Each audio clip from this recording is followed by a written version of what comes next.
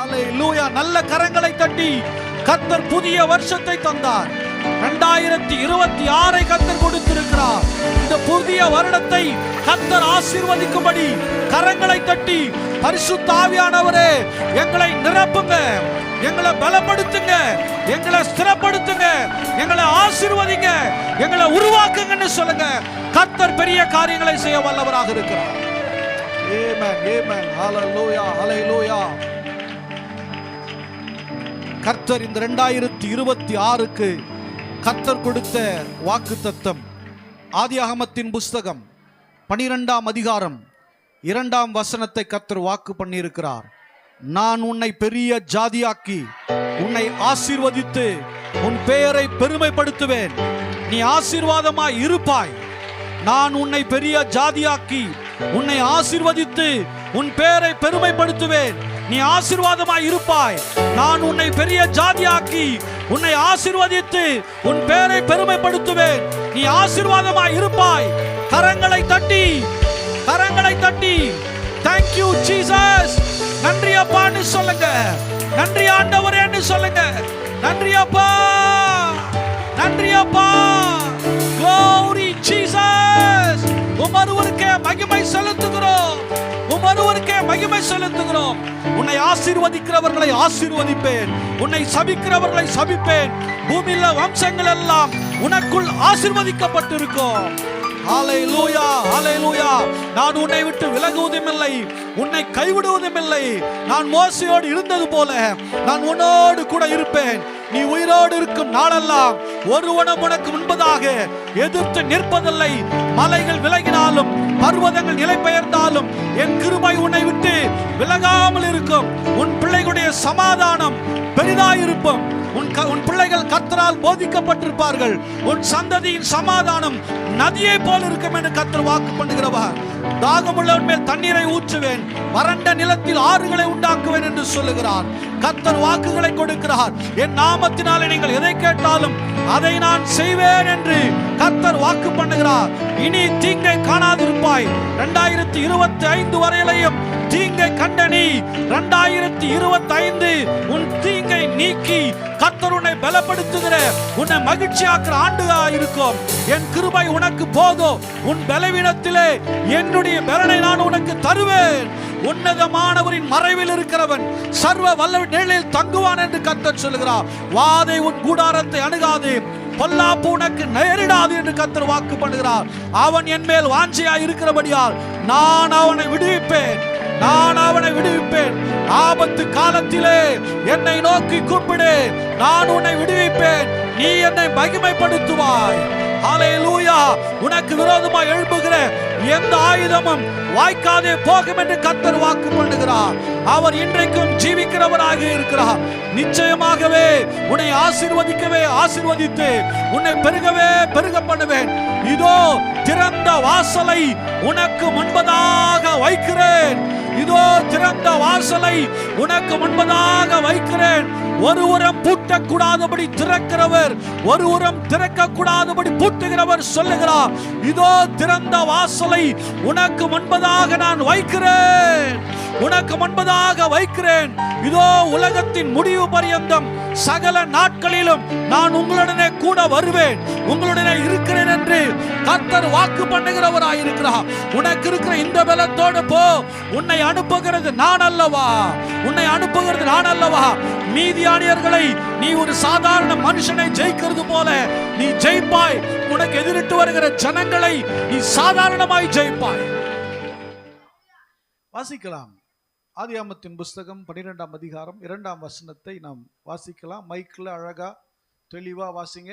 நான் உன்னை பெரிய ஜாதியாக்கி, நான் உன்னை பெரிய ஜாதியாக்கி உன்னை ஆசீர்வதித்து உன்னை ஆசீர்வதித்து உன் பெயரை பெருமைப்படுத்துவேன், உன் பெயரை பெருமைப்படுத்துவேன், நீ ஆசீர்வாதமாய் நீ இருப்பாய், ஆசீர்வாதமாய் இருப்பாய் என்று ஆபிரகாமுக்கு ஆண்டவராகிய தேவன் சொல்லுகிறார். ஹல்லேலூயா. ஆமா, இந்த வாக்கு தத்தத்தை பரிசுத்த ஆவியானவர் எனக்குள்ள போட்டுட்டாரு. நான் இதை கன்ஃபார்ம் பண்றதுக்கு ரொம்ப டைம் எடுத்துருச்சு. ஏன்னா ரொம்ப பிளெஸ்ஸிங்காக இருந்தால் கொஞ்சம் அச்சமாக இருக்கும். எனக்கு ரொம்ப பிளெஸ்ஸிங் உடனடியாக அப்படியே வருதே அப்படின்னு சொல்லி நான் யோசிச்சுட்டே இருந்தேன். என்ன எப்படி கன்ஃபார்ம் பண்ண விஷன் எதுவும் இல்லை. எப்படி கன்ஃபார்ம் பண்ணுறது? ஹோலி ஸ்பிரிட் சொல்லிட்டார். அது சொல்லி 4 மாதம் ஆகுது. ஆனால் அப்படியே அதை வேற என்ன வர, ஆனால் வேற வரல. தம்பி சரவணா கூட்டிகிட்டு போனேன் அங்கே ஆர்டர் கொடுக்குற இடத்துல. அப்படியே டிசைன் பார்க்கணும். ஆக்சுவலி டிசைன் நானே ரெடி பண்ணி கொடுக்கலான்னு பார்த்தேன். யாருக்கும் தெரியக்கூடாதுங்கிறனால டிசைன் பார்க்கறதுக்காக அப்படியே பரட்டிக்கிட்டு வந்தேன். ஒன்றும் செட் ஆகுற மாதிரி தெரில.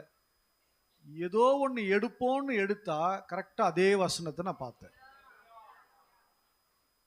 அப்பயே அவர்கிட்ட சொன்னேன், ஞாபகம் இருக்கப்பா? அப்பயே அந்த ஷாப் ஓனர்கிட்ட சொன்னேன், நான் என்ன வசனத்தை நான் சொல்ல வந்தனோ அந்த வசனத்தை கையில் கரெக்டாக எடுத்துட்டேன். ஹல்லேலூயா. என்னப்பா வியாபாரம் பண்ண போறியா? அந்த வசனத்தை கரெக்டாக நான் எடுத்தது எனக்கு உறுதியாக்கப்பட்டது. ஹல்லேலூயா. அப்போ அதுவரையில் இருந்த என்கிட்ட இருந்த சஞ்சலம் என்ன பண்ணிருச்சு? ஒரு கேள்வி என்கிட்ட இருந்து அந்த கேள்வி என்னை விட்டு போயிடுச்சு. ஹல்லேலூயா. அப்புறம் வசனத்தை கொடுத்து டிசைனை மாற்றி கொடுத்துட்டு நான் வந்துட்டேன். ஹல்லேலூயா. அப்படின்னா நான் நம்புகிறேன், கர்த்தர் எனக்கு கொடுத்தது உண்மையானால் கர்த்தர் அந்த வாக்கை உங்களுக்கும் அதை பங்கிட்டு கொடுக்கிறார். ஹல்லேலூயா. ஆபிரகாமுக்கு உரியதை நான் எடுத்துக்கொள்ளும் போது எனக்குரியதை நீங்கள் எடுத்துக்கொள்ளுங்கள். ஹல்லேலூயா. அதிலே உங்களுக்கும் பங்கு இருக்கிறது என்று நான் விசுவாசிக்கிறேன். ஹல்லேலூயா. ஆபிரகாம் ஆண்டவராகிய தேவனை சந்திக்கும் போது எபிரேய வேதத்தின் பின்னணியில் பார்க்கும்போது ஏறக்குறை 53 வயது. ஆனால் இங்கே கர்த்தர் அவனை வேறு பிரிக்கிற அந்த காலகட்டம் 75 வயது. என கண்பானவர்களே, தாயின் கருவில் உருவாவதற்கு முன்பதாகவே கர்த்தர் உங்களை தெரிந்து கொண்டிருக்கிறார். ஹல்லேலூயா. விசுவாசிக்கிறேன்னு ஒரு ஹல்லேலூயா சொல்லுங்க. சரி. அப்போ தாயின் கருவிலே உருவாவதற்கு முன்பதாகவே தேவன் நம்மை தெரிந்து கொண்டார், அது உண்மை. ஆனால் அந்த தெரிந்து கொள்ளப்பட்ட நம்முடைய வாழ்க்கையில தேவன் அநேக வாக்குத்தத்தங்களையும் ஆசீர்வாதங்களையும் வைத்துத்தான் அனுப்புகிறார். ஒவ்வொருவருக்கும் ஒரு பிரச்சனை தோணும். நான் ரட்சிக்கப்பட்டுட்டேன், எனக்கு என்ன வச்சிருக்கிறாருன்னே தெரியல, என்னை எப்படி வைக்க போறாருன்னே தெரியல. உண்மையாக நல்லபடியாக தான் வைப்பார். பக்கத்தில் பார்த்து சொல்லுங்களேன், உண்மையாக நல்லபடியாக தான் ஒன்று வைக்க போறார். நம்ம புத்தி நல்லா இருந்துச்சுன்னா. ஹல்லேலூயா. ஆமா, எல்லாருக்கும் நல்லபடியாக தான் வச்சிருக்கிறார். யாரையும் அவர் தரித்திரமா வைக்கவோ இல்லை கஷ்டப்படுத்தவோ வேதனை உண்டாக்கவோ யாரையும் தள்ளிவிடவோ அவர் விரும்பவில்லை. அவர் யாவரையும் ஆசீர்வதிக்கத்தான் விரும்புகிறார். ஆனால் மக்களுடைய மனநிலைகளை பொறுத்து தான் அது அவங்களுக்கு அமையுது. ஹல்லேலூயா. அப்படிதான் அவங்களுக்கு என்ன பண்ணுது? அமையுது. இன்னும் அது சில பழமொழிலாம் இருக்கும், அது டக்குன்னு ஞாபகம் வர மாட்டேங்குது. அப்போ ஆபிரகாமை கர்த்தர் தெரிந்து கொண்டார். 75 வயதில் பேசுகிறார். கர்த்தர் ஆபிரகாமை நோக்கி நீ உன் தேசத்தையும் உன் இனத்தையும் உன் தகப்பனுடைய வீட்டையும் விட்டு புறப்பட்டு போ, நான் உனக்கு காண்பிக்கும் தேசத்துக்கு போ. அப்படின்னா இங்கே ஒரு வேறு பிரித்தல். தன் குடும்பத்தில் விட்டு, அதாவது அவர் இருந்த குடும்பத்தை விட்டு தேவன் அவரை தனியே பிரிக்கிறார். ஹல்லேலூயா. அப்படின்னா ஆண்டவராகிய தேவன், ஆண்டவராகிய இயேசு கிறிஸ்து உங்கள் குடும்பத்திலிருந்து, உங்கள் தலைமுறையிலிருந்து, உங்கள் வம்சத்திலிருந்து உங்களை ஸ்பெஷலா வேறு பிரித்திருக்கிறார். சொல்லுங்க, கர்த்தர் என்னை ஸ்பெஷலா வேறு பிரித்திருக்கிறார். அவர்கள் வேறு, நான் வேறு. அவர்கள் மேல் இருக்கிற காரியம் வேற, என் மேல இருக்கிற அபிஷேகம் வேற, என் மேல இருக்கிற ஆசீர்வாதம் வேற. நான் வேறு மாதிரியானவன், நான் விசேஷமானவன். ஹல்லேலூயா. நீங்க வாய் திறந்து பேசினாதான் அது பலிக்கும். நான் விசேஷமானவன்.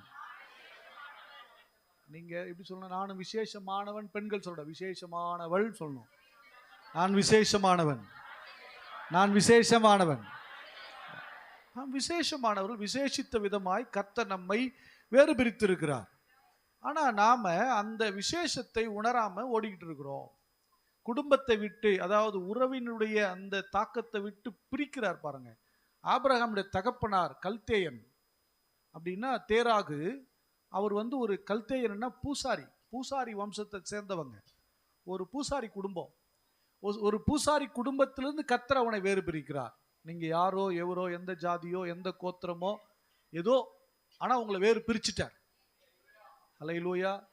வேறு பிரிக்கப்பட்டவர்கள், தெரிந்து கொள்ளப்பட்டவர்கள், அழைக்கப்பட்டவர்கள், பாக்கியவான்கள்.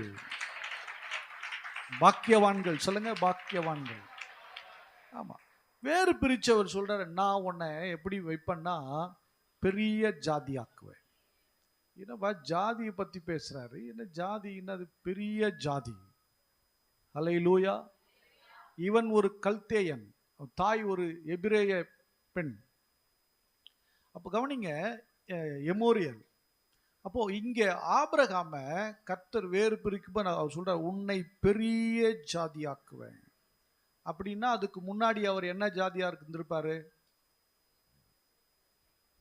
சிறிய ஜாதியா இருந்திருப்பார் நினைக்கிறேன், இல்ல ஒதுக்கப்பட்டதா இருந்திருக்கலாம் நினைக்கிறேன். பட் அப்படிலாம் எனக்கு தெரியல. அப்போ தேவன் ஒரு விஷயத்த சொல்றாருன்னா உன்னை பெரிய ஜாதி ஆக்கணும்னா அதுக்கு முன்னாடி ஏதோ ஒரு ஒரு ஒரு குறைவான நிலை, இல்லை ஒரு தாழ்த்தப்பட்ட நிலை இருக்கிறத என்னால் உணர முடியுது.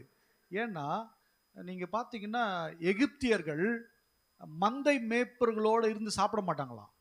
என்ன பண்ண மாட்டாங்க? அருவருப்பாக நினைப்பாங்களாம். அதை போல் அன்னைய காலங்களில் ஏதோ சம்திங் இவருடைய கோத்திரத்தில் ஜாதியில் ஏதோ சம் ப்ராப்ளம் ஏதோ இருந்திருக்கலாம். மேபி ஒரு தாழ்வு நிலை இருந்திருக்கலாம்.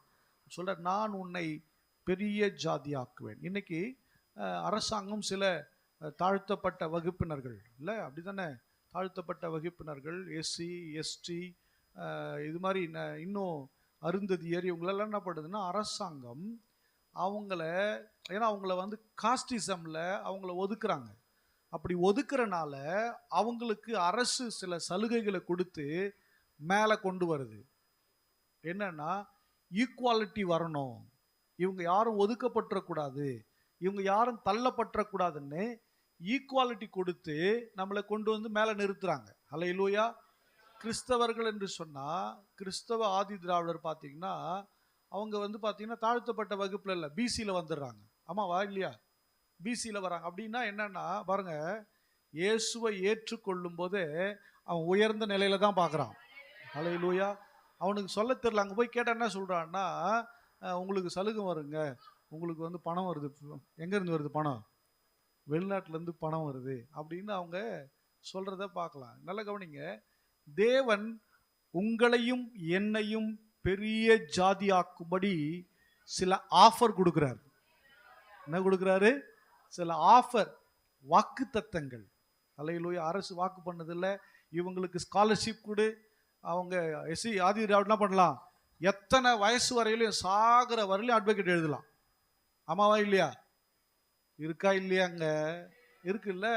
ஒவ்வொருத்தருக்கும் அந்த அந்த வகையறா அருந்ததியர், நாடார்ஸு, தேவர்கள் ஒவ்வொருத்தர் தனித்தனி பிரித்து வன்னியர் ஒவ்வொருத்தருக்கும் தனித்தனியாக பிரித்து எம்பிசி தனித்தனியாக பிரித்து அவங்களை என்ன பண்ணியிருக்காங்க, சலுகையை கொடுக்குறாங்க. அதே போல் ஆபிரகாம ஒரு கீழே இருக்கிற ஒரு மனுஷனை ஒரு பெரிய நிலைக்கு கொண்டு வரும்படி தேவன் அவனுக்கு வாக்கு பண்ணுகிறார். நான் உன்னை பெரிய ஜாதி ஆக்குவேன், அதுக்காக நான் சில வாக்கை நான் பண்றேன் உனக்கு.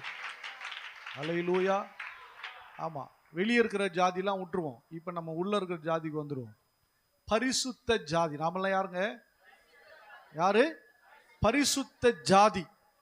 அப்போ இதுல யார் விசேஷமானவங்களா மாறுவாங்கன்னு சொன்னா, பரிசுத்தத்தை விரும்புகிற மக்கள், பரிசுத்தத்தின் மேல் இருக்கிற மக்கள். பெரிய ஜாதி ஆக்குற அந்த அனுபவம் பாருங்க. பரிசுத்தத்தை விரும்புகிற, விசுவாசத்தை தேடுகிற, வார்த்தையினால் வார்த்தையை தியானிக்கிற பிள்ளைகள், இவர்களை தேவன் பெரிய ஜாதியாக்கும்படி விரும்புகிறார். சாதாரண ட்ரைபிள்னா காட்டுவாசி, அவன் இயேசுவை ஏற்றுக்கொண்டு வல்லமையான தேவனுடைய பணியை செய்கிறார். ஒருத்தர், ஒரு மனுஷன், அவர் பேரை நான் மறந்துட்டேன், மரித்தவர் அப்படியே எழுப்புறாருங்க. அவர் யாரு? காட்டுவாசி. நம்ம யாரும் மதிக்க மாட்டோம், அப்படித்தானே? காட்டுவாசி நார்மலாக மதிக்க மாட்டோம், ஏன்னா அவங்க கலாச்சாரமே வேற மாதிரி இருக்கும். ஆனால் அந்த மனுஷனை கர்த்தர் பெரிய ஜாதியாக்கி அவருடைய டேட்டுக்காக வெயிட் பண்றதுக்கு கர்த்தர் வச்சிட்டார். அல்லேலூயா. இதுதான் பெரிய ஜாதியாக்குற அனுபவம். யார் அவர் பெரிய ஜாதியாக்குவார்?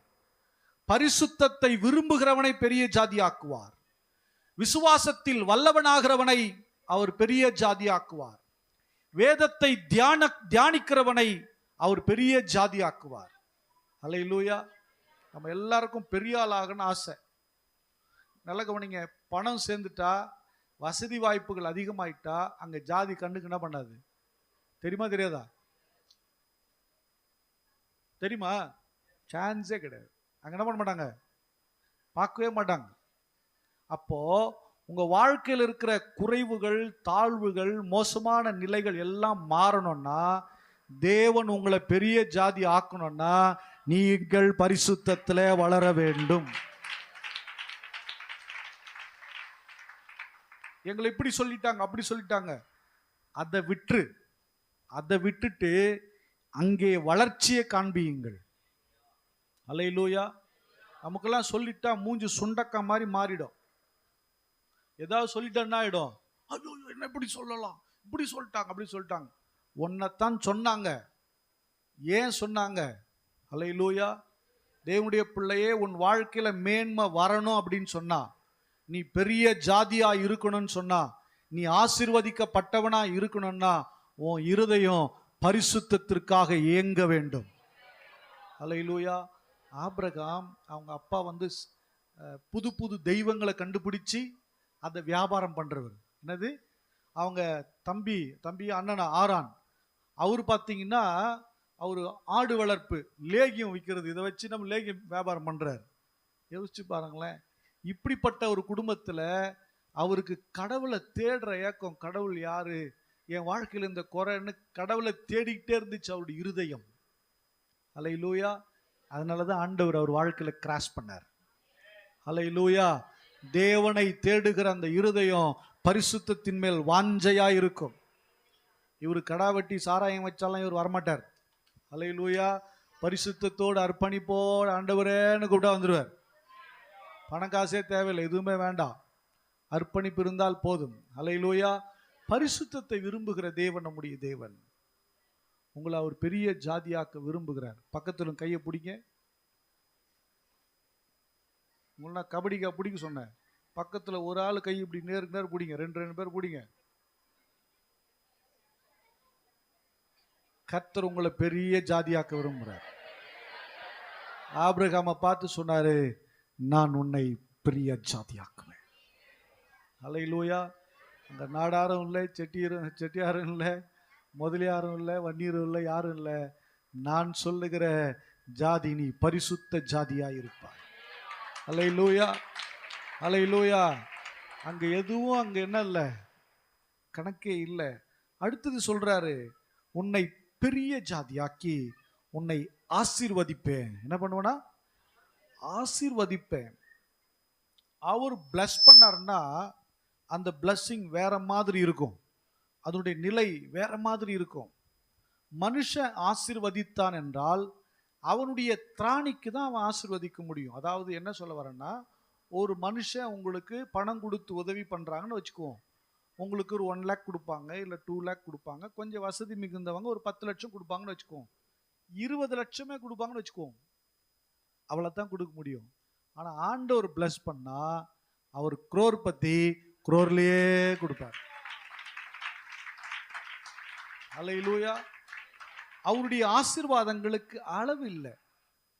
மோசையின் மூலமா சொல்றாரு, நீங்கள் இப்பொழுது இருக்கிறதை பார்க்கிலும் 1000 மடங்கு நான் உங்களை ஆசீர்வதிப்பேங்கிறார். உபாகமம் 1:11 இல்ல, 1000 மடங்கு அப்படின்னா அவங்க ஏற்கனவே எத்தனை லட்சம்? 30 லட்சம். ஏற்கனவே இடையில ரொம்ப அதிகமாயிருப்பாங்கன்னு வச்சுக்கோமே. சரி, கூட ஒரு 10 லட்சம் வச்சுக்கலாம். 40 லட்சத்தை 1000 மடங்கு போட எவ்வளோங்க? அது ட்ரில்லியனுக்கு மேல போதா? அப்படி ஒரு பிளஸ்ஸிங்கை கொடுக்கிறார் ஆண்டவர். அல்லேலூயா. அப்படின்னா தேவன் நம்முடைய வாழ்விலே தேவன் வைத்திருக்கிற ஆசீர்வாதங்கள், தேவன் கொடுக்கிற ஆசீர்வாதங்கள் பெரிதானவைகள். நான் உன்னை பிளஸ் பண்றேன். அல்லேலூயா. அவர் உன்னை ஆசீர்வதிப்பார். மனுஷனுக்கு ஆசீர்வதிக்க மனசு வராதுங்க. சில பேர் இந்த ஏதாவது வேர்க்கடலை சாப்பிட்டுருவான்னு வச்சுங்களேன், நீங்க கேட்டீங்கன்னா எப்படி தெரியுமா கொடுப்பாங்க? அப்படி எடுத்து அப்படி கொடுப்பாங்க. இங்க 4 வேர்க்கடலை நிற்கும், பார்த்துருக்கீங்களா? பார்த்துருக்கீங்களா? அப்படி எடுத்து ஃபுல்லா எடுக்கிற மாதிரி தான் தெரியும். அப்படின்னுவாங்க. 4 உள்ள மாட்டிக்கும். ஏன்னா முழுசா கொடுத்துக்கினா வரல, வராது. ஆனால் தேவன் அப்படி அல்ல, கரங்களை விரித்து ஆசீர்வதிக்கிறார். ஒரு கரங்களை விரித்து ஆசீர்வதிக்கிறார். அல்லேலூயா. எல்லாம் உன்னுடையது தான். என் உயிர், என் சரீரம், இப்படிதானே, ஆவி எல்லாம் உனக்கு தான். அல்லேலூயா. இவ்வளவாய் மனிதன் மேல் தேவன் அன்பு கூர்ந்தார். அல்லேலூயா. அத்தனை ஒரு அன்பு அவர் அன்பு கூர்ந்தார். அப்போ தேவன் ஆசீர்வதிப்பேன்னு வாக்கு பண்றார். எனக்கு அன்பான தேவனுடைய பிள்ளை, இந்த ஆசீர்வாதங்கள்லாம் நமக்கு உரியது தானா? நமக்கு உரியது தானா? நமக்கு இது கிடைக்குமா அப்படின்னு கொஞ்சம் நம்ம பார்த்துட்டு மறுபடியும் உள்ள வந்துடலாம். வாசிக்கலாம். கலாத்தியருக்கு எழுதின நிருபம் 3ஆம் அதிகாரம் 6ஆம் வசனத்திலிருந்து வாசிக்கலாம். கலாத்தியர் 3:6 படிங்க. அப்படியே ஆபிரகாம் தேவனை விசுவாசித்தான், அது அவனுக்கு நீதியாக எண்ணப்பட்டது. ஆகையால் விசுவாச மார்க்கத்தார் எவர்களோ அவர்களே ஆபிரகாமின் பிள்ளைகள் என்று அறிவீர்களாக. மேலும் தேவன் விசுவாசத்தினாலே புறஜாதிகளை நீதிமான்கள் ஆக்குறவர் என்று வேதம் முன்னாக கண்டு உனக்குள் சகல ஜாதிகளும் ஆசீர்வதிக்கப்படும் என்று ஆபிரகாமுக்கு சுவிசேஷமாய் முன்னறிவித்தது. அந்தப்படி விசுவாச மார்க்கத்தார் விசுவாசமுள்ள ஆபிரகாமுடனே ஆசீர்வதிக்கப்படுகிறார்கள். கரங்களை தட்டி தேவனை மையப்படுத்தலாமா? ரொம்ப தெளிவா சொல்றாரு. ஆபிரகாம் தேவனை விசுவாசித்தான், அது அவனுக்கு நீதியாக எண்ணப்பட்டது. ஆபிரகாமுக்கு கர்த்தர் சொன்னார், நான் உன்னை பெரிய ஜாதி ஆக்குவேன், நான் உன்னை ஆசீர்வதிப்பேன். மேற்கொண்டு நம்ம அப்புறம் பார்க்கலாம். இதை அவர் என்ன பண்ணாருன்னா முழுவதுமா விசுவாசித்தார். என்ன பண்ணாரு? அவருடைய ஆசீர்வாதத்தை விசுவாசிக்கிறீங்களா? நீங்க ஆமேன் அக்செப்ட் பண்ணாதான் அது உங்களுக்கு கிடைக்கும். நீங்க உதாசீனப்படுத்தினா அது உங்களுக்கு கிடைக்காது. அல்லேலூயா. அதை அவர் அக்செப்ட் பண்ணாரு, அது அவருக்கு தேவன் கொடுத்தார். அல்லேலூயா. அந்த ஆசீர்வாதத்தை கொடுத்தார். அது மட்டும் இல்ல, ஆபிரகாமை இப்ப நம்ம அதுல ஒரு வசனம் வாசிச்சோம் பாத்தீங்களா? அந்தப்படி தேவன் விசுவாசத்தினாலே புறஜாதிகளை நீதிமான்கள் ஆக்குகிறவர் என்று வேதம் முன்னதாக சொல்லுகிறது. அல்லேலூயா. அப்படின்னா நீங்களும் நானும் தேவனை விசுவாசிக்கிறது ஒரு புறம், இரண்டாவது ஆபிரகாம் என் விசுவாசத்தின் தகப்பன் என்று விசுவாசிக்கும் போது அவர் மேல் வைத்த ஆசீர்வாதங்களுக்கு நாமும் பங்குள்ளவர்களாய் மாறுகிறோம். அல்லேலூயா. நாமும் பங்குள்ளவர்களாய் மாறிவிடுகிறோம்.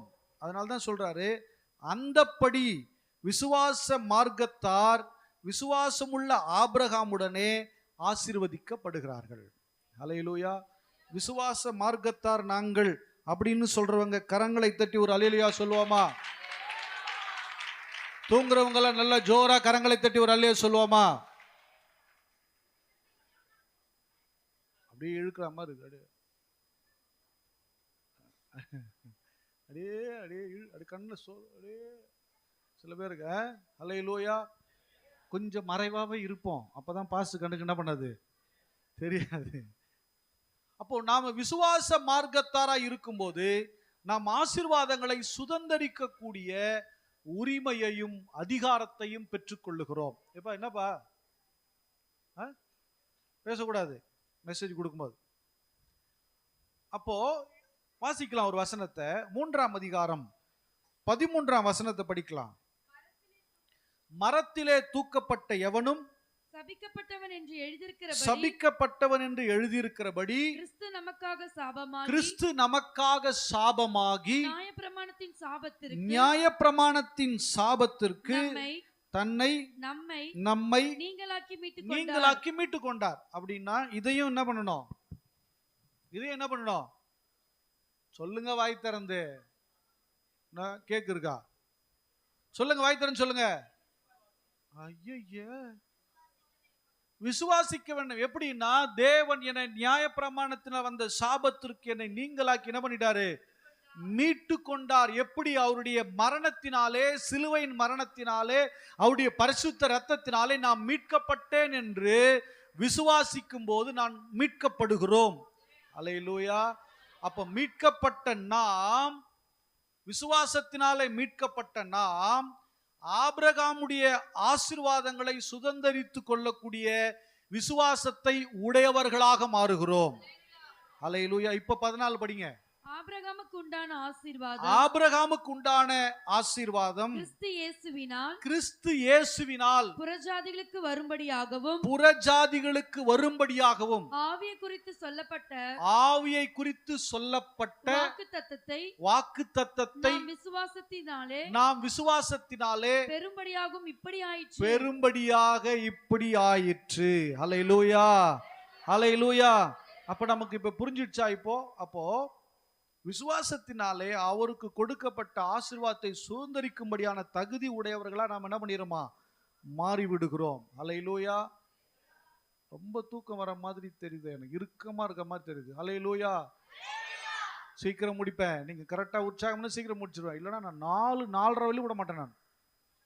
அல்லேலூயா. ஆமா, வாசிக்கலாம். இப்ப 3:16 படிங்க. ஆபிரகாமுக்கும் அவனுடைய சந்ததிக்கும் வாக்குத்தத்தங்கள் பண்ணப்பட்டன. சந்ததிகளுக்கென்று அநேகரை குறித்து சொல்லாமல் உன் சந்ததிக்கு என்று ஒருவனை குறித்து சொல்லியிருக்கிறது. அந்த சந்ததி கிறிஸ்துவே. கரங்களை தட்டி தேவனை மகிமைப்படுத்தலாமா? புரியுதா? இயேசு கிறிஸ்து அந்த சந்ததி, மீட்டெடுக்கிற சந்ததி அவர்தான். அந்த இயேசு கிறிஸ்துவை விசுவாசிக்கும் போது நான் ஆபிரகாமின் ஆசீர்வாதம் உடையவனாய் மாறிவிடுகிறேன். அல்லேலூயா. மத்தேயு 1:1 எடுங்க, படிங்க. ஆபிரகாமின் குமாரனாகிய தாவீதின் குமாரனாகிய இயேசு கிறிஸ்துவின் வம்ச வரலாறு. அப்படித்தானே போட்டிருக்கு? ஜனனத்தின் விவரமாதா? வம்ச வரலாறு. அது என்னது? ஆபிரகாம் பிறக்கும் போது இவர் இல்ல, தாவீது இருக்கும் போது இவர் இல்ல. அப்படின்னா என்ன?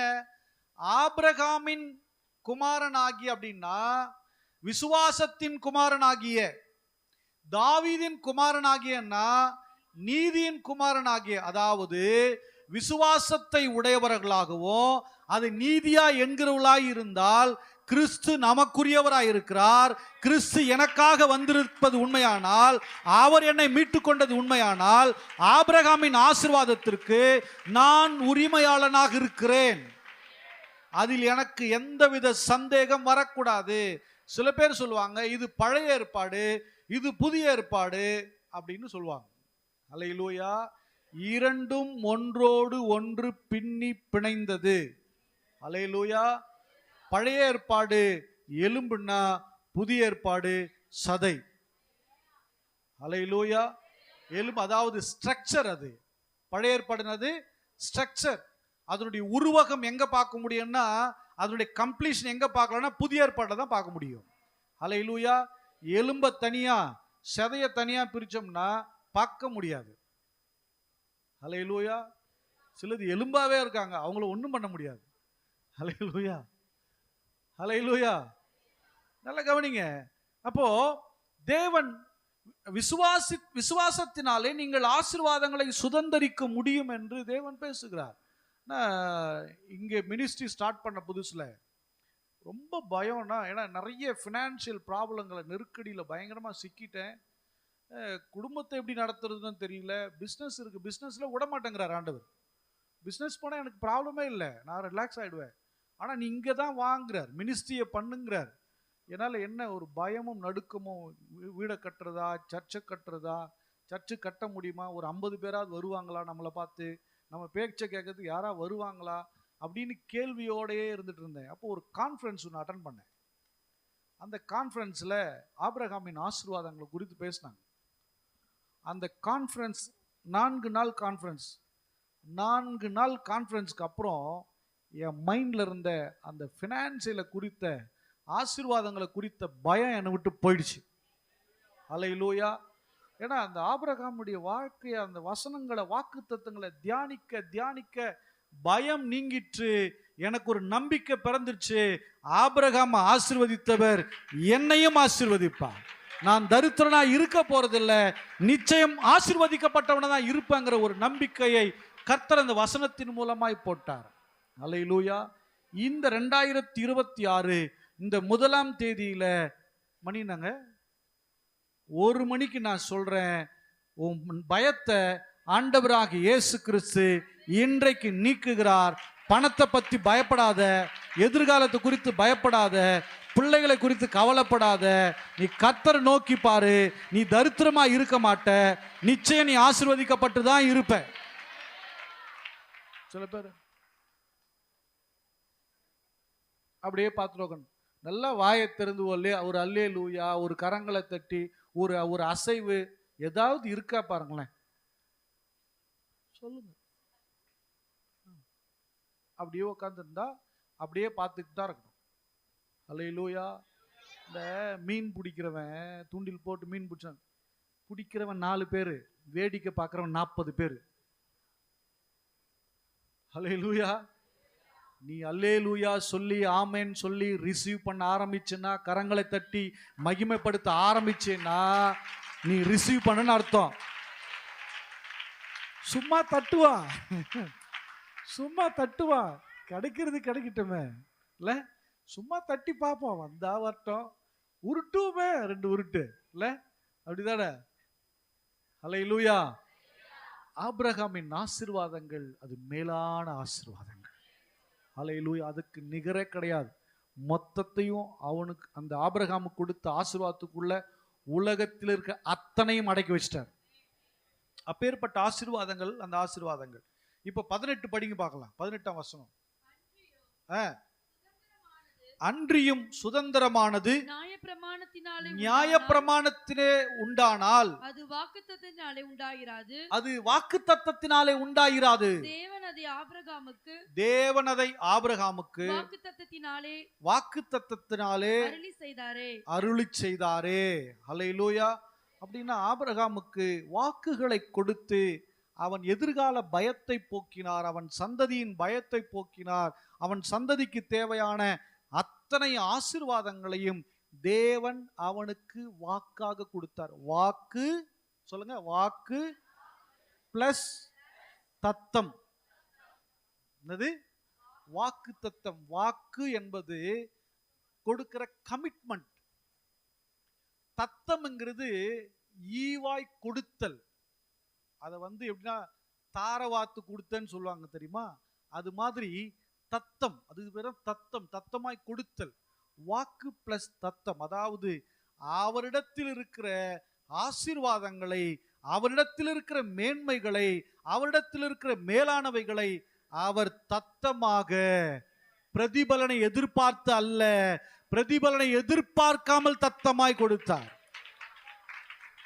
அல்லேலூயா. அதுதான் வாக்கு தத்தம். நம்ம வாக்கு தத்தம், வாக்கு தத்தம், வாக்கு தத்தம்.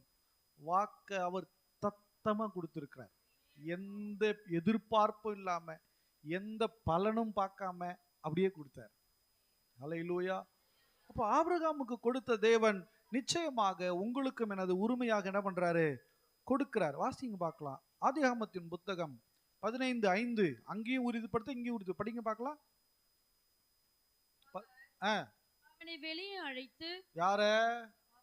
ஆபிரகாம் வெளியே கூப்பிட்டார். வா வெளியே. நீ வானத்தை அண்ணாந்து பார். நீ வானத்தை அண்ணாந்து பார். நட்சத்திரங்களை என்ன உன்னாலே கூடுமானால் அவைகளை எண்ணு என்று சொன்னார். பின்பு அவனை நோக்கி, உன் சந்ததி இவ்வண்ணமாய் இருக்கும் என்றார். அவன் கர்த்தரை விசுவாசித்தான்.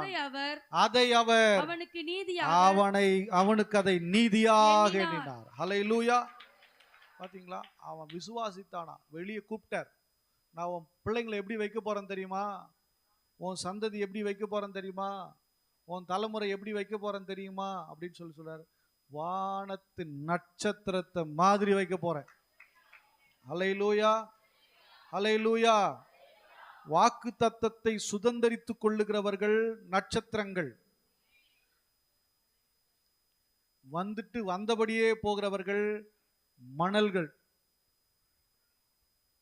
ஆபிரகாமுக்கு ரெண்டு சொல்றாரு, உன் சந்ததி எப்படி இருக்குமா, பூமியின் தூளை போல இருக்குன்னார். இன்னொரு சந்ததி என்ன சொன்னாரு, நீங்க நட்சத்திரமா மண்ணான்னு பாத்துங்க. மண்ணுன்னு சொல்ற ஒரு அல்லே சொல்லுங்க. ஐயா, நட்சத்திரம் சொல்ற ஒரு அல்லே சொல்லுங்க.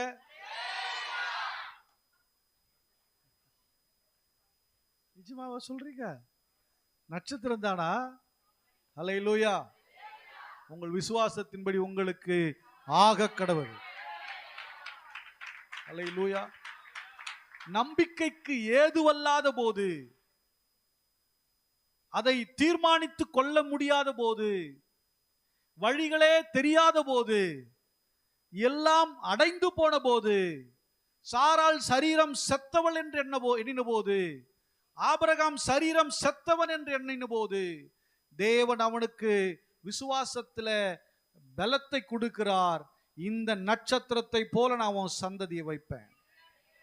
அன்பு தேவனுடைய பிள்ளையே, உங்கள் விசுவாசத்தை தேவன் பலவீனமாய் வைத்திருக்க விரும்பவில்லை. பக்கத்துல சொல்லுங்க, உங்க விசுவாசத்தை தேவன் பலவீனமாய் வைக்க விரும்பவில்லை, பலமான விசுவாசமா வைக்க விரும்புகிறார். நீங்க என்ன வேணா சொல்லுங்க, நாங்க அப்படி பார்ப்போம் அப்படியே. அல்லேலூயா.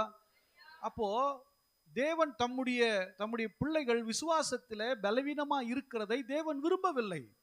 விசுவாசத்துல பலமா இருக்கும் டெமோ காமிக்கிறாருங்க. அல்லேலூயா. நீங்க பலவீனமா இருக்கிறத விரும்பல. எதற்கு இத்தனை பிரசங்கம், எதற்கு அத்தனை சாட்சிகள், எதற்கு ஒவ்வொரு முறையும் கர்த்தர் தீர்க்கதரிசனமா பேசுகிறார்? மகளே, மகனே, நீ விசுவாசத்துல பலவீனமா இருக்காத, நீ விசுவாசத்துல பலமுள்ளவளாக இருன்னு சொல்றார். இன்னைக்கு நீ தரித்திரம், ஆமாதான், ஆனா உன் தரித்திரம் நிரந்தரமானது இல்ல. விசுவாசிச்ச சொல்லுங்க, விசுவாசிக்கனா கிடைக்காது. நீ விசுவாசிக்காத போது உன் தரித்திரம் உன்னை விட்டு நீங்க போவதில்லை. அல்லேலூயா. ஆமா, நான் விசுவாசிக்கிறேன். கர்த்தர் என்ன பிளஸ் பண்ணுவார். நான் சொல்லதான் கர்த்தர் என்ன ஆசீர்வதிச்சுட்டே இருக்கிறேன். ஊர்ல இருக்கிற பொறாமல்ல என் மேலதான் இருக்குது. எவன் பொறாமப்பட்டாலும் எனக்கு நேற்று பிரேயர்ல உட்காந்துட்டு ஒரு பாஸ்டர் ஃபோன் பண்ணார்.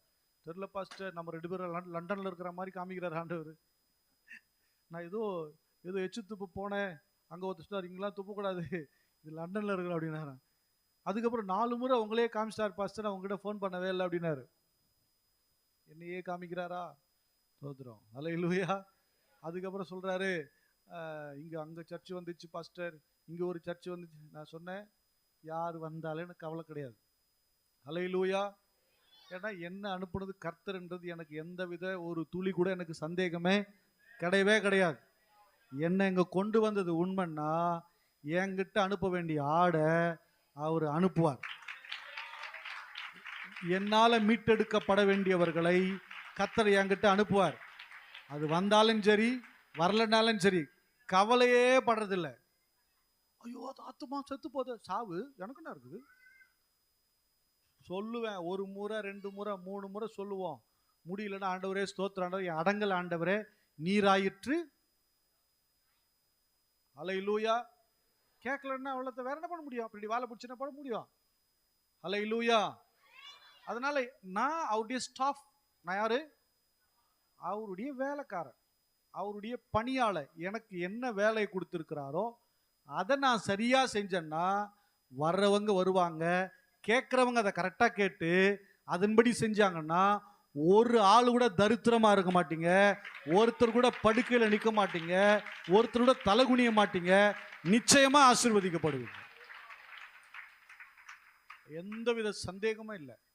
நீங்களா உங்களை கெடுத்துக்கினாதான் உண்டு. என்னங்க சொல்லுங்க? நானா என்ன கெடுத்துக்கினா தான் உண்டு. ஏன்னா இஸ்ரவேலை பார்த்து சொல்றார் ஆண்டவர், இஸ்ரவேலே உனக்கு நீயே, நான் உனக்கு ஒரு கேடு வைக்கலப்பா, நான் உனக்கு ஒரு கேடு வைக்கலம்மா, கேடு உண்டாக்கின நீ தான் உண்டாக்கிக்கணும். நான் உனக்கு என்னதான் வச்சிருக்கிறேன்? என்ன வச்சிருக்காரு? போகும்போது மிச்சரு பிறருக்கு வச்சுக்கிறாரு. நான் உனக்கு என்னதான் வச்சிருக்கிறேன்? ஆசீர்வாதத்தை தான் வச்சிருக்கிறேன். அதை கேடு, அதாவது மோசே கிட்ட சொல்றார், நான் இதோ ஜீவனையும் ஜீவனையும் ஜீவனையும் மரணத்தையும் வச்சிருக்கிறேன், ஆசீர்வாதத்தையும் சாபத்தையும் வச்சிருக்கிறேன். நீ எதை டிசைட் பண்ணிக்கிற அதுதான் உனக்கு. அல்லேலூயா. நான் இங்க மரணத்தை பேச வரல, நான் ஜீவனை தான் பேச வரேன். அல்லேலூயா.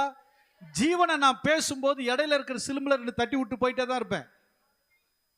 கரெக்ட் தானே? ஒரு செடி பொதர் மாதிரி வளருதுன்னா கழிக்க வேண்டியது என் கடமை. கழிக்கும் போது ஐயோ குய்யா நீனா போ, பொதர் மாதிரி இரு, குட்டை செடியா நிப்ப, வளர முடியாது. அப்படியே தான் இருக்கணும். கழிக்க வேண்டியது வேலை. கழிக்கும் போது அடங்கி இருந்தீன்னா உயரமா வளருவ, கழிக்கும் போது ஆடனா குட்டை செடியாவே நிப்ப. அல்லேலூயா. ஆடுறதும் அடங்கி இருக்கிறதும் யாருடைய இஷ்டம்? ஓ விருப்பம். நான் என்ன பண்ண முடியும்? அல்லேலூயா. அவர் ஆபிரகாம் மேல அளவு கடந்து பிரியம் வச்சிருந்தார். அல்லேலூயா. என் அன்பு தேவனுடைய பிள்ளையே, நீங்கள் பலவீனமா இருக்கிறதை தேவன் விரும்பவில்லை. விசுவாசத்துல வல்லவர்களாக மாறுங்கள். விசுவாசத்துல எப்படி மாறணுமா? வல்லவர்களா மாறுங்க. ஃபெய்த்ல உங்களுக்கு நீங்களே டெஸ்ட் வைங்க. யாரோ உங்களுக்கு கர்த்தர் டெஸ்ட் வைக்கிற வரையும் வெயிட் பண்ணாதீங்கன்ற. நீயே உனக்கு டெஸ்ட் வச்சுக்கோ. நீயே எப்படி எக்ஸாமுக்கு போற பிள்ளைங்க பாருங்களேன், அவங்களே படிச்சுட்டு எழுதி எழுதி பார்ப்பாங்க. கரெக்டா எழுதுனா தப்பா எழுதுனா இல்லை எதுலன்னு சொல்லி மனப்பாடம் பண்ணி சொல்லி பார்ப்பாங்க. நான் கரெக்டா சொல்றேன், தப்பு வந்தா சொல்லுவாங்க பாருங்க. டெஸ்ட் நீயே வச்சுக்கணும்.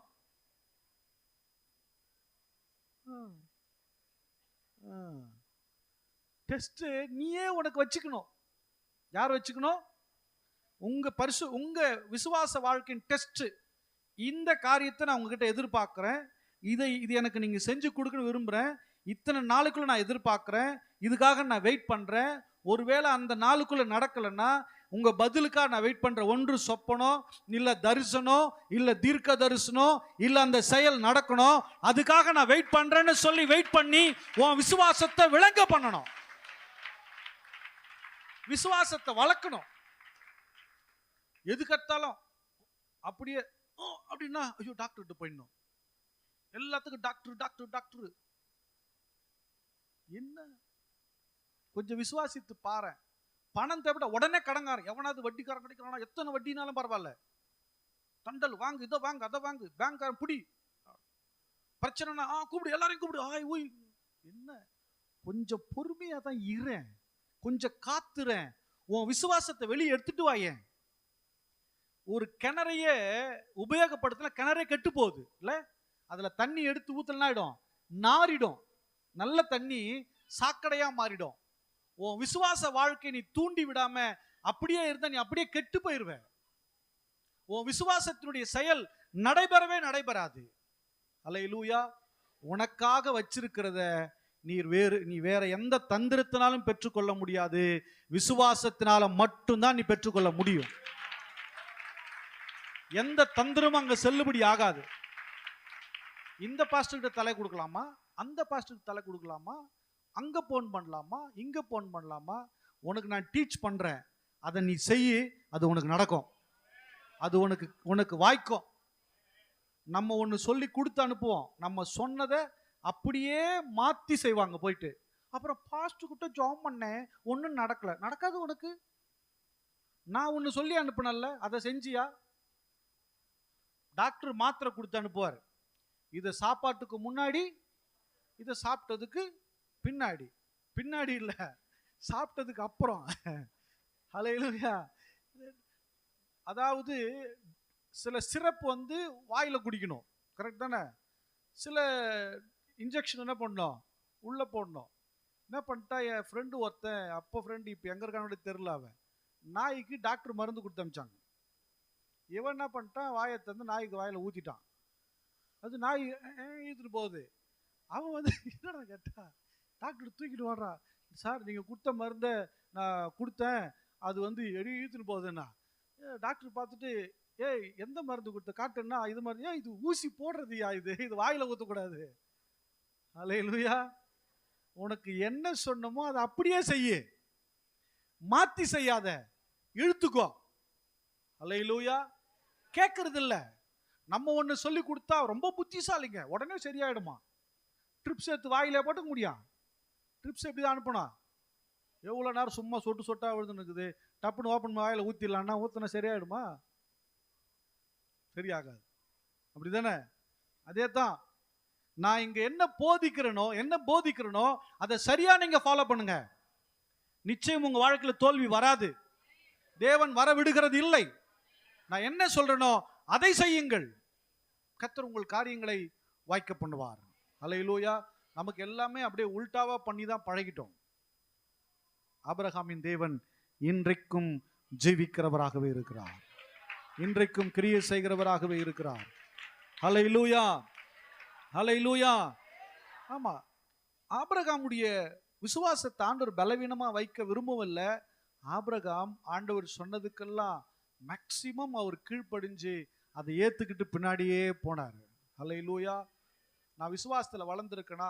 நான் நிறைய செக் பண்ணியிருக்கேங்க, பெருமைக்கெல்லாம் சொல்ல. விசுவாசத்தினால மழையை நிறுத்தியிருக்கேன். அல்லேலூயா. விசுவாசத்துல கேன்சர் சுகமாக்கி இருக்கிறேன். விசுவாசம் நிறைய வியாதிகளை சுகமாக்கி இருக்கிறேன். யதார்த்தமா சொல்லிட்டு வெயிட் பண்ணுவேன், கர்த்தர் இதை செய்வாருன்னு சொல்லி. நீங்க விசுவாசத்தை ட்ரை பண்ணி பாருங்க, ட்ரை பண்ணுங்க. சில நேரங்களில் விசுவாசத்தில் நானும் தடுமாறுறேன். ஆனா சில நேரம் தடுமாறுதா, மீண்டும் எந்திரிச்சு நில்லுங்க. என் விசுவாசம் அசையக்கூடியதல்ல, அசைக்க முடியாத ஒரு விசுவாசம். தாவீது ரெண்டு இடத்துல சொல்றார். ஒரு இடத்துல நான் அசைக்கப்படுவதில்லைன்னு சொல்றார், இன்னொரு இடத்துல சொல்றாரு நான் அதிகமாய் அசைக்கப்படுவதில்லைன்ற. என்னது அசைக்கப்படுவதில்லை? ஸ்டேட்மெண்ட் வேற. அதிகமாய் அசைக்கப்படுவதில்லை அப்படின்னா கொஞ்சம் லைட்டா ஷேக் ஆகுறாரு. ஆனா இன்னொரு இடத்துல சொல்றாரு நான் அசைக்கப்படுவதில்லை. ஏன்னா என் வலது பரிசில் அவர் இருக்கிறார். அல்லேலூயா. அந்த ஃபெய்த் தான் நம்மளை அசைக்க முடியாத வைக்குது. அல்லேலூயா. வசனம் சொல்லுகிறது, கர்த்தரை நம்புகிறவர்கள் சியோன் பர்வதத்தை போல அசையாமல் உறுதியாயிருப்பார்கள். அல்லேலூயா, அல்லேலூயா. பேசிக்கிட்டே தான் நேரம் போயிட்டே இருக்கும். வாசிக்கலாம். ஆதியாகமத்தின் புஸ்தகம் 22ஆம் அதிகாரம் 14ஆம் வசனம் படிங்க.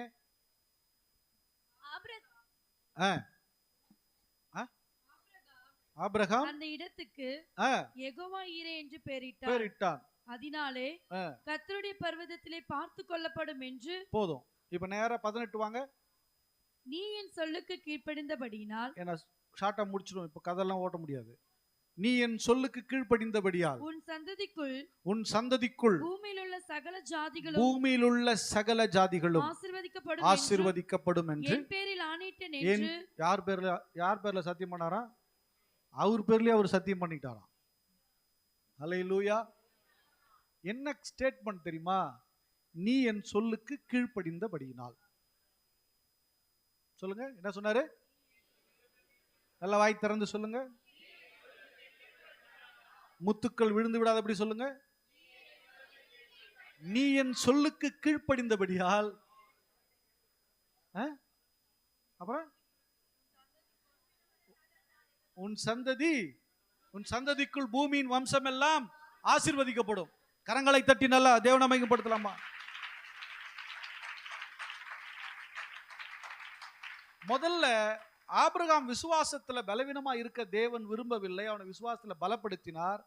இரண்டாவது சொல்றாரு, அவன் விசுவாசத்தை ஒரு டெஸ்ட் வைக்கிறார். இந்த 22ஆம் அதிகாரத்துல டெஸ்ட் வச்சுட்டு அவன் மகனை கொண்டு வந்து பலி கொடுக்க சொல்றாரு. ஈசாக்க ரொம்ப வருஷம் கொண்டு வந்து கழிச்சு பிறந்த பையன்ல, 100 வயசுல பிறந்த குழந்தை. அவனுக்கு அந்த பையனை கொண்டு வந்து பலி கொடுன்னா ஏத்துக்க முடியுமா? ஜீரணிக்குமா? ஆனா அவன் எதுவுமே மறுப்பு சொல்லாம அந்த ஈசாக்கை கொண்டு வந்து பலிபீடத்தின் மேல் வைத்து பலியிட ஒப்பு கொடுத்தான். ஃபைனல் டெஸ்ட் PhD பாஸ் பண்ணிட்டார். டாக்டரேட் முடிச்சிட்டார். யாரு? முடிச்சிட்டார். நீ என் சொல்லுக்கு நீ கீழ்ப்படிஞ்சிட்டல்ல, உனக்குள்ள உன் சந்ததிக்குள்ள பூமியில் இருக்கிற எல்லாருடைய ஆசீர்வாதத்தை நான் வைக்கிறேங்கிறார். அல்லேலூயா, அல்லேலூயா. டோட்டல் வேர்ல்டையே உனக்குள்ள நான் வச்சு பிளஸ் பண்றேன். அல்லேலூயா. நல்ல கவனிங்க, என் மகளே, என் மகனே, நான் சொல்றேன், நீங்க கர்த்தருடைய வார்த்தைக்கு நீங்கள் கீழ்ப்படிந்து நீங்க செயல்படுவீங்கன்னா உங்களுக்குள், சொல்லுங்க, எனக்குள், என் மூலமாய், என் தலைமுறை, என் சந்ததி, என் வம்சம், என் பட்டணம், என் தேசம் ஆசீர்வதிக்கப்படும். அல்லேலூயா. எப்போ அது உங்களுக்குள்ள வந்துருச்சோ நீங்க போய் நின்று பிளஸ் பண்ணீங்கன்னா அவர்கள் ஆசீர்வதிக்கப்படுவார்கள். நீங்க விடுதலையை கூறுனா அவர்கள் விடுதலை ஆவார்கள். ஏனென்றால் உங்களுக்குள் அந்த ஆசீர்வாதத்தை தேவன் வைக்கிறார். இப்ப ஏன் கீழ்ப்படியணும் தெரியுதா?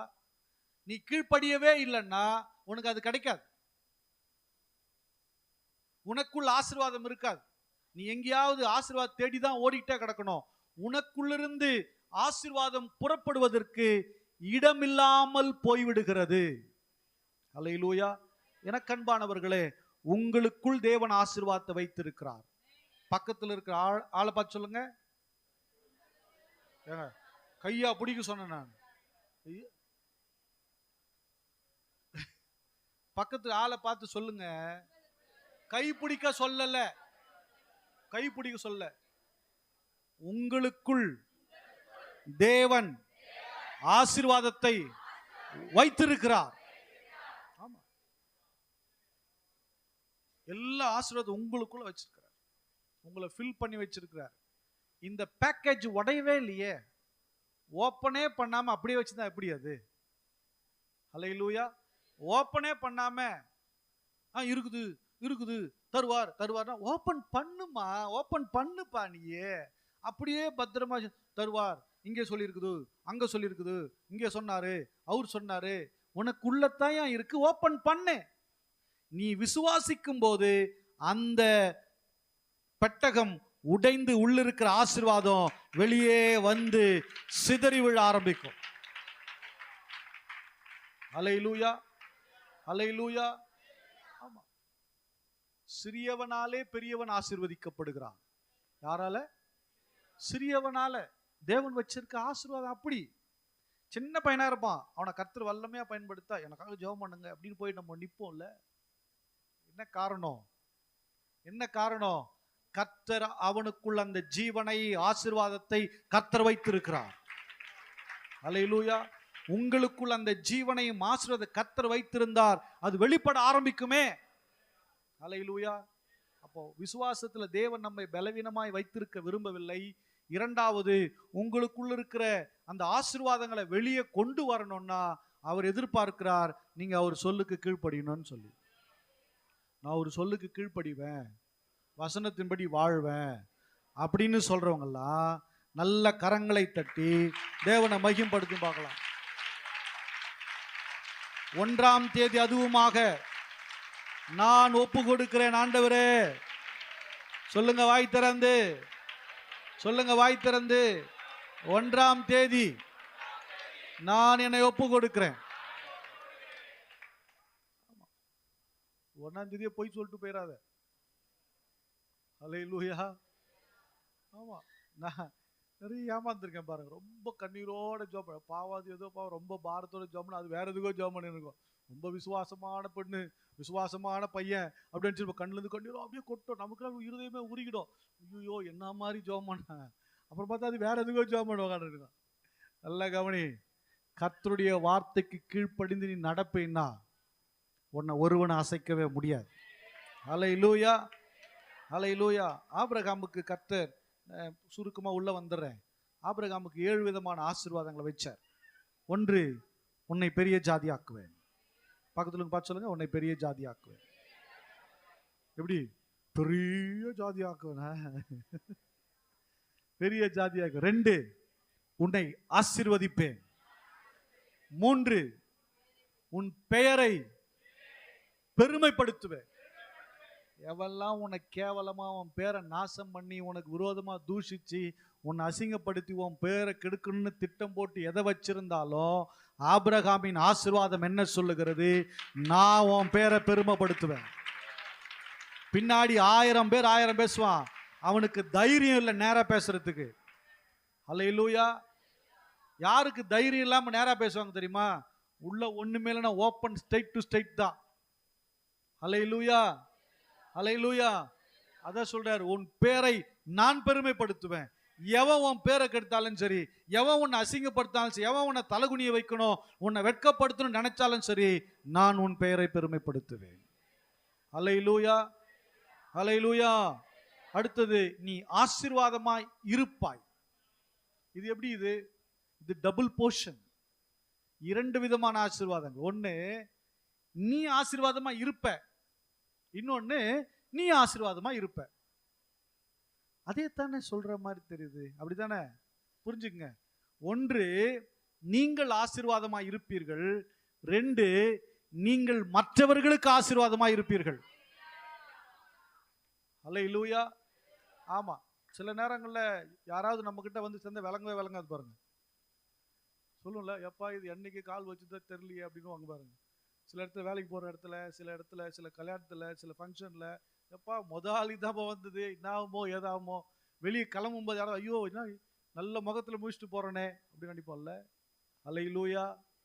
அப்படிலாம் இருக்காது. நீ கர்த்தருக்குள்ள இருக்கிறவனா இருந்தால் நீ கால் வச்சா அந்த இடம் ஆசீர்வதிக்கப்படும். நீ வாய் திறந்து பேசினா அங்கே ஆசீர்வாதம் உண்டாயிருக்கும். அல்லேலூயா. நீ வாழ்த்தினா அந்த வாழ்த்துதல் 100% அப்படியே பலிக்கும். அல்லேலூயா. அதுதான் ஆசீர்வாதமா இருக்கிற வாழ்க்கை. நான் வண்டியில ஃபர்ஸ்ட் வாங்கும்போது நீ ஆசீர்வாதமா இருப்பாய்னு எழுதி வச்சிருந்தேன். பார்த்து படுவா ஏதோ பொறாமையில ஏதோ சொல்லிட்டான்னா, போறாம்பார் வண்டியில அப்படின்ட்டானா, பயம் இல்ல. அல்லேலூயா. என்ன இப்படிலாம் பாசிட்டிவ்? உண்மையத்தான் சொல்ற. படிக்கும்போது என்ன படிக்கணும்? நீ ஆசீர்வாதமா இருப்பாய். அவன் சாபம் உள்ளான்னு வந்திருப்பான், எரிச்சலா வந்து பார்த்து படிக்க படிப்பான், ஆசீர்வாதமா இருப்பாய். அது அப்படியே புடுங்கி பிச்சுன்னு போயிடும். இப்ப யோசிச்சேன், ஆசீர்வாதமா இருக்கிறது இல்ல, நீ இப்பொழுது இருக்கிறத இப்ப இருக்கலாம் 1000 மடங்கு ஆசீர்வாதம் இருக்கும். அல்லேலூயா. ஆமா, கார் வாங்கும்போது அதான் யோசிச்சேன். ஃபர்ஸ்ட் 800 வச்சிருக்கும் போது என்ன போடுறது, எவன் கண்ணும் பற்றக்கூடாது. அல்லேலூயா. உன் வாழ்க்கையில கண்ணு படுதா, உன்னை அப்படியே பொறுமுறானா போடு பின்னாடி. நீங்கள் இப்பொழுது இருக்கிறதை பார்க்கிலும் 1000 மடங்கு ஆசீர்வாதமா இருப்பார். அல்லேலூயா. எவன் பொறாமப்பட்டாலும் வசனம் ஒண்ணு இல்லாம 0வா மாத்திட்டு போயிடும். அல்லேலூயா.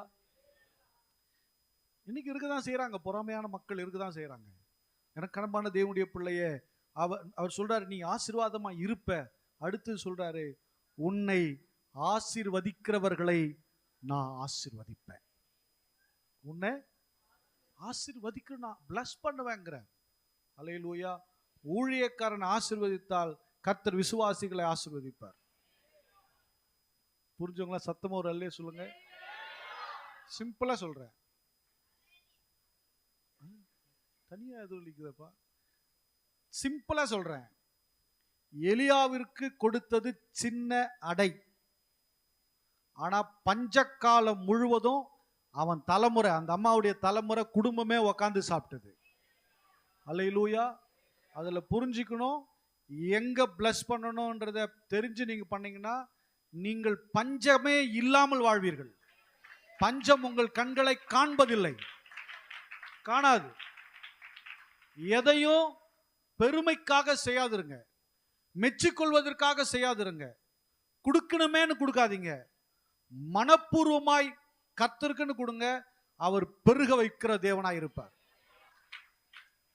நீ காணிக்க போடும்போது அங்கே ஒருவர் நிற்கிறார். நீ எந்த எண்ணத்துல போடுற, எப்படி விதைக்கிற, உதாசீனமா விதைக்கிறியா, உண்மையிலேயே ஆசையோட விதைக்கிறியாங்கிறத அவர் பார்க்கிறார். நான் ஊழியர்களுக்கு காணி கொடுத்தேன்னா இருக்கிறதுல பெஸ்ட் நோட்டா புதுசா எடுத்து வச்சு தான் கொடுப்பேன். ஏன் தெரியுமா? நான் இது தேவனுக்கென்று, தேவனுடைய மனுஷனுக்கு கொடுக்குறேன். இதை அந்த எண்ணம் மைண்ட் செட் நமக்கு வரணும். உதாசீனமாக அசட்டையாக, சலிப்பாக, கட்டாயமாகவோ, மனம் நொந்தோ, பெருமைக்காகவோ, மெச்சிக்கொள்ளும்படியோ செய்யவே கூடாது. அல்லேலூயா. இப்ப நான் சொல்றேன், உங்களை ஆசீர்வதிக்கிறவர்களை கர்த்தர் ஆசீர்வதிப்பார். அல்லேலூயா. நீங்க வேலை செய்யற இடத்துல உங்களுக்கு ஒருத்தன் ஃபேவரா இருக்கிறான்னா கொஞ்ச நாள்ல அவன் நல்லா இருப்பான்னு அர்த்தம். அவனுக்கே ஆச்சரியமா இருக்கும், அவன் பெட்டர் ஆகிட்டே வருவான். நீங்க இருக்கிற ஊர்ல உங்களுக்கு ஒருத்தர் சப்போர்ட் பண்றான், நல்லா இருப்பாங்கன்னு அர்த்தம். எப்போ உங்களுக்கு விரோதமா எழும்புறானோ, வசனம் சொல்லுகிறது, உன்னை சபிக்கிறவனை நான் சபிப்பேங்கிறார். 1948 அமெரிக்காவின் ஜனாதிபதி ஹென்றி ட்ரூமேன் அவர் தான் அமெரிக்க ஜனாதிபதி. 1948 அவர் இஸ்ரவேல் தேசத்திற்கு இஸ்ரவேல் நாடு என்கிற உரிமையை கொடுத்தார் இஸ்ரேல் மக்களுக்கு. அந்த உரிமையை கொடுத்தனால இன்று வரையில அமெரிக்கா வல்லரசா நிக்குது. ஆனா பெரிய ஆள் யாருன்னா ரஷ்யா தான். ஆனா அமெரிக்கா என்ன பண்ணுது, இன்னைக்கும் நிக்குது. காரணம் தெரியுமா? தம்முடைய ஜனங்களை அவன் பாதுகாத்தான், ஆசீர்வதித்தான். ஆகவே கர்த்தர் அவனோடு கூட இருக்கிறார். அல்லேலூயா. இஸ்ரேல் மக்களுக்கு எதிராக செயல்பட்ட அத்தனை நாடுகளும் சோத்துக்கு வழி இல்லாம கஷ்டப்பட்டு வேதனையோடு திரியுதுங்க. சுற்றி இருக்கிற நாடுகள் தெரியுமா உங்களுக்கு? இஸ்ரவேல் தேசத்துக்கு தீங்கு விளைவித்த அத்தனை நாடுகளும் கஷ்டத்துல கஷ்டப்படுங்க. அதே போல தேவனுடைய பிள்ளைகளே, உங்களை ஆசீர்வதிக்கிறவன் ஆசீர்வதிக்கப்பட்டவனாய் இருப்பான், உங்களை சபிக்கிறவன் சபிக்கப்பட்டவனாய் இருப்பான். அல்லேலூயா. உனக்குள் பூமி ஆசீர்வதிக்கப்படும். உனக்குள் பூமின்னா பூமியில் இருக்கிற மக்கள், நீ இருக்கிற இடத்துல உன் மூலமாய் ஜனங்கள், ரட்சிக்கப்பட்ட ஜனங்கள், புறஜாதி ஜனங்கள் ஆசீர்வதிக்கப்பட்டிருப்பார்கள். நீ ஆசீர்வாதத்தின் ஊற்றாக இருப்பாய். அல்லேலூயா. பக்கத்துல அப்படியே கட்டி பிடிங்க பார்க்கலாம். மாறி மாறி கட்டி பிடிச்சிடக்கூடாது. பெண்கள் அப்படி கட்டி அணைச்சு சொல்லுங்க, நீங்கள் ஆசீர்வாதமாய் இருப்பீர்கள். நிச்சயமாகவே நீங்கள் ஆசீர்வாதமாய் இருப்பீர்கள். ஆபிரகாமின் 7 விதமான ஆசீர்வாதங்கள் உங்கள் மேல் வந்து உங்களுக்கு பலிக்கும். அல்லேலூயா. நல்ல கரங்களை தட்டி தேவனை மகிமைப்படுத்தலாமா?